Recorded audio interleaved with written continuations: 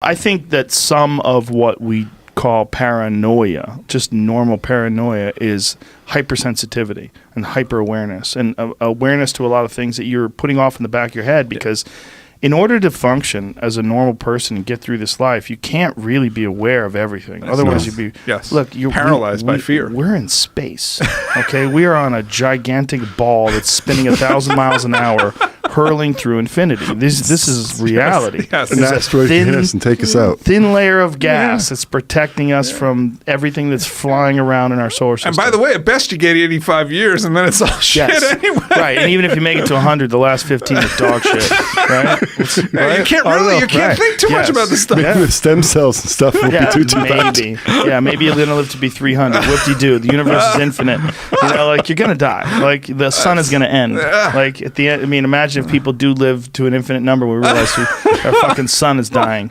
You're going to freak out about that. I mean, it's all relative, right?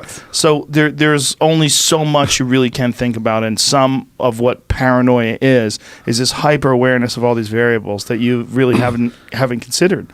And then also, what we were talking about before, the things that can be beneficial, the hyper-awareness of how you communicated with people, and maybe you could have done a better job with that. Maybe you came in hot. Maybe you were upset about something else when you ran into them. You were already at a 7, and they brought you to a 10, and it was totally unnecessary. Within a normal situation, you would have only been at a 2. Those things are real, and sometimes marijuana helps highlight all the errors in your way. I think it can be a tool, but my description of it is like any other tool, like a hammer. You can build a house with a hammer, or you could just hit yourself in the dick if you're fucking crazy.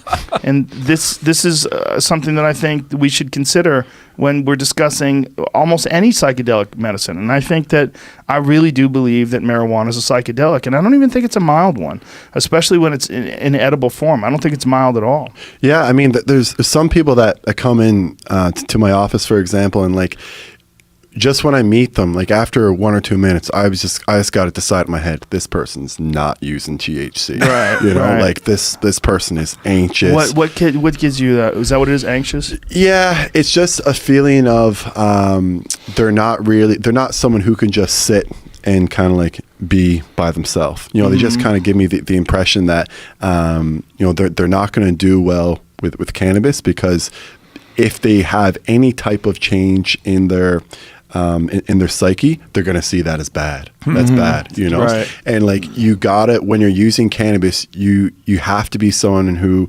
knows that, okay, I'm going to get a little bit of maybe paranoia now, or at least my psyche is going to change a little bit. I am using, you know, psychoactive substance, and not be able to freak out, right? But some people, you know, I know that if they use a little bit of THC, they probably would have a freak out. They probably would have a bad experience. Generally, it's people who are, you know, very, very fearful.